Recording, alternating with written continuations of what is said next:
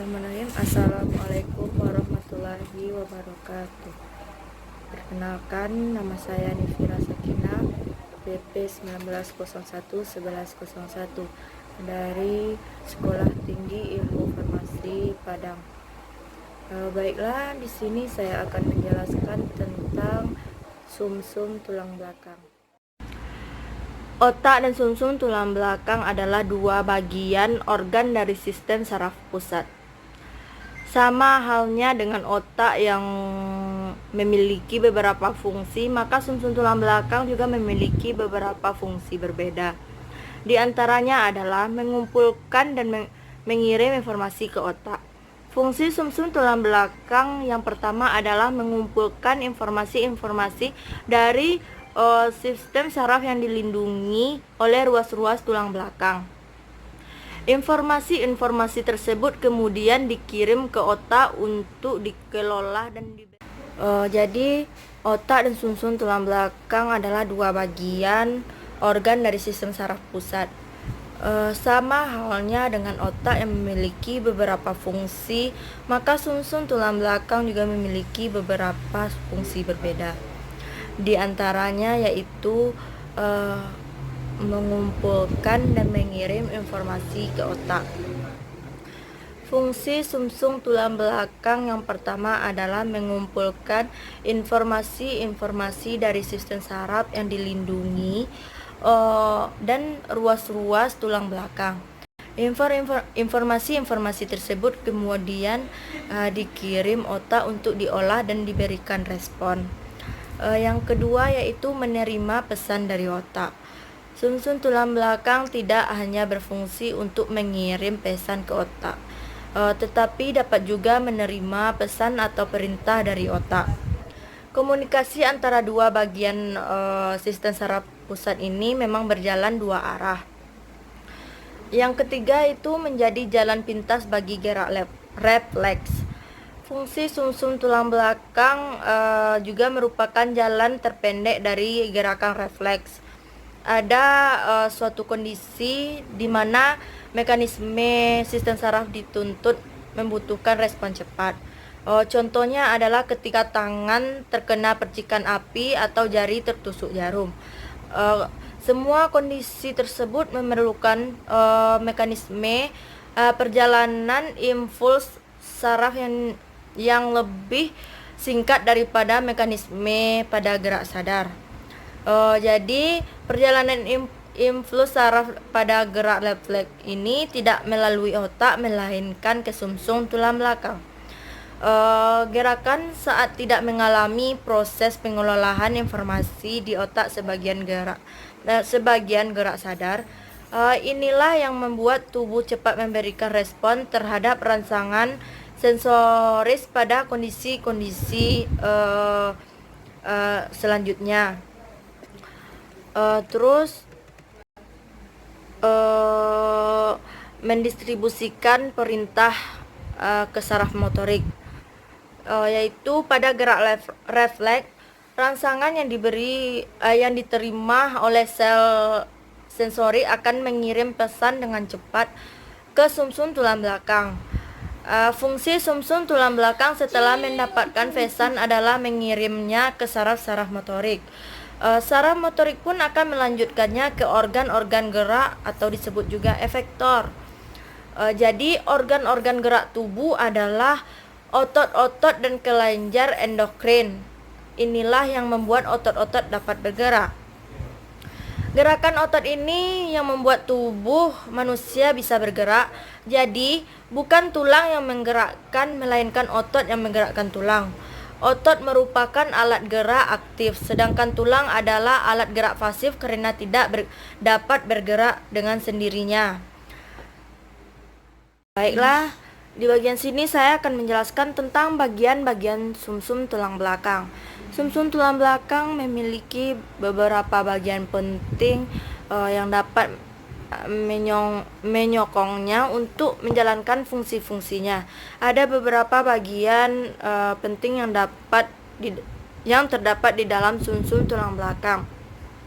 Di antara lain yaitu substansi Gracia.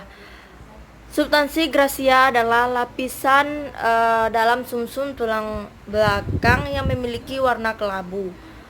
Terlihat substansi gracia seolah memiliki 4 lengan. Sebenarnya keempat lengan tersebut terdiri dari 2 tanduk dorsal dan 2 tanduk ventral.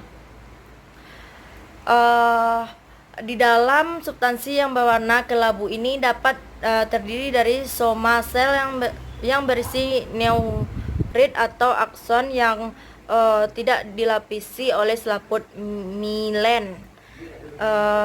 Ini alasan mengapa lapisan dalam ini berwarna kelabu. Pada substansi gracia juga terdapat channel pusat di bagian tengahnya. Yang kedua yaitu substansi alba. Substansi alba merupakan lapisan luar dari sumsum tulang belakang. Pada bagian ini terdapat akson-akson atau serabut saraf asosiasi yang dibungkus oleh selaput mielin. Lapisan selaput mielin ini yang membuat substansi alba berwarna putih. Serabut-serabut saraf yang ada di dalam substansi alba merupakan perpanjangan dari soma sel yang ada di dalam substansi gracia. Lebih lanjutnya, serabut-serabut saraf tersebut berasosiasi pada 2 akar, yaitu akar dorsal dan akar ventral. Pada akar dorsal terdapat serabut saraf yang merupakan neuron sensorik unipolar, sedangkan serabut saraf pada akar ventral adalah neuron motorik multipolar. Akar dorsal berfungsi menerima reseptor dari luar dan akar ventral memberi perintah pada efektor. Jadi sumsum tulang belakang itu juga memiliki struktur bagian sumsum tulang belakang. Sumsum tulang belakang adalah suatu kumpulan saraf berbentuk silinder yang dimulai dari otak bagian bawah kemudian memanjang menyelusuri kanal tulang belakang. Sumsum tulang belakang tersebut terbagi menjadi beberapa segmen. Masing-masing segmen mempunyai sepasang akar saraf di kanan serta juga kiri. Akar saraf depan atau ventral atau saraf eferen tersebut bertindak ialah sebagai motorik, sedangkan pada akar saraf belakang atau dorsal atau juga disebut dengan saraf aferen itu bertindak ialah sebagai sensorik. Segmen-segmen pada sumsum tulang belakang tersebut dikelompokkan menjadi beberapa area dengan urutan dari atas ke bawah, antara lain adalah cervical, leher terdiri dari 8 akar saraf. Yang kedua, torak di bagian dada terdiri dari 12 akar saraf. Yang ketiga, lumbar atau perut terdiri dari 5 akar saraf. Yang keempat, sacrum pelvis terdiri dari 5 akar saraf. Yang kelima itu coccygeus, tulang ekor terdiri dari 1 akar saraf.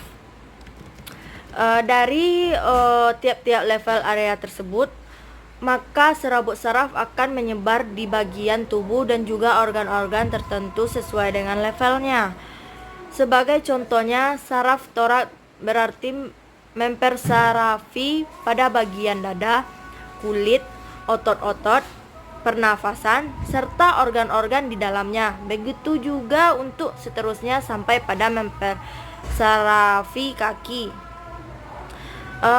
Bagian-bagian sumsum tulang belakang itu apabila dilakukan pemotongan melintang, maka akan terlihat sebuah struktur sumsum tulang belakang yang dibagi menjadi 2 bagian, yaitu bagian abu-abu yang berbentuk kupu-kupu, yang kedua yaitu bagian putih yang mengitari bagian abu-abu. Bagian putih atau substansi alba. Bagian putih substansi alba ini terdiri dari serabut saraf yang disebut dengan akson, yang memanjang naiknya serta turun di sepanjang medula spinalis. Tiap-tiap kelompok akson itu membawa informasi tertentu yang perlu dikomunikasikan. Cara kerjanya, Saluran akson yang naik akan berkomunikasi dengan otak, sementara yang turun akan membawa sinyalnya dari otak sebagai otot dan kelenjar di seluruh tubuh. Bagian abu-abu atau substansi grisea. Sedangkan untuk bagian abu-abu pada sumsum tulang belakang itu terbagi lagi dalam beberapa fungsi khusus. Apabila bagian abu-abu dibagi menjadi dua bagian, tiap-tiap bagiannya memiliki bagian yang disebut dengan sebutan tanduk dorsal, tanduk ventral, dan tanduk lateral. Tanduk dorsal yang ventral itu terhubung dengan otot rangka, sedangkan untuk tanduk lateral itu berhubung dengan otot jantung dan otot polos. Pada tanduk dorsal itu terdapat badan sel saraf penghubung atau asosiasi konektor yang akan diterima infus dari sel saraf sensorik serta akan menghantarkannya ke saraf motorik. Pada bagian putih itu terdapat serabut saraf asosiasi. Kumpulan serabut saraf tersebut membentuk saraf atau urat saraf. Urat saraf yang membawa infus ke otak adalah sebuah saluran ascendant dan juga yang membawa infus yang berupa perintah dari otak untuk merupakan saluran insiden. Jadi apa yang terjadi jika sumsum tulang belakang bermasalah? Sumsum tulang belakang memang telah terlindungi tulang keras, yaitu ruas-ruas tulang belakang. Namun bisa saja sebuah peristiwa seperti kecelakaan yang menyebabkan tulang belakang mengalami cedera sehingga membuat sumsum tulang belakang tersebut ikut mengalami kerusakan. Kerusakan pada sumsum tulang belakang akan menimbulkan gangguan terhadap penerimaan rangsangan sensoris dan penyampaian perintah ke saraf motorik. Ini juga berarti akan ada hambatan pada gerak refleks. Tubuh menjadi tidak cepat bertindak ketika mengalami kejadian yang tiba-tiba seperti tersundut api, tertusuk jarum, dan lainnya. Namun perlu memiliki kecemasan berlebih terhadap kemungkinan gangguan sumsum tulang belakang. Hal ini dikarenakan sudah ada beberapa pengobatan yang dapat memiliki fungsi sumsum tulang belakang secara berangsur. Jadi sumsum tulang belakang itu ada dua jenis sumsum tulang belakang. Yang pertama yaitu sumsum tulang belakang merah, dikenal juga sebagai jaringan mieloid. Sel darah merah, keping darah, dan bagian besar sel darah putih dihasilkan dari sumsum merah. Sumsum kuning menghasilkan sel darah putih dan warnanya ditimbulkan oleh sel-sel lemak yang banyak dikandungnya. Kedua tipe sumsum tulang tersebut mengandung banyak pembuluh dan kapiler darah. Sewaktu lahir, semua sumsum tulang adalah sumsum merah. Seiring dengan pertumbuhan, semakin banyak yang berubah menjadi sumsum kuning. Orang dewasa memiliki rata-rata 2,6 kg sumsum tulang yang sekitar setengahnya adalah sumsum merah. Sumsum merah ditemukan terutama pada tulang pipi seperti tulang pinggul, tulang dada, tenggorokan, tulang rusuk, tulang punggung, tulang belikat, dan pada bagian lunak di ujung tulang panjang femur dan humerus. Sumsum kuning ditemukan pada rongga interior bagian tengah tulang panjang.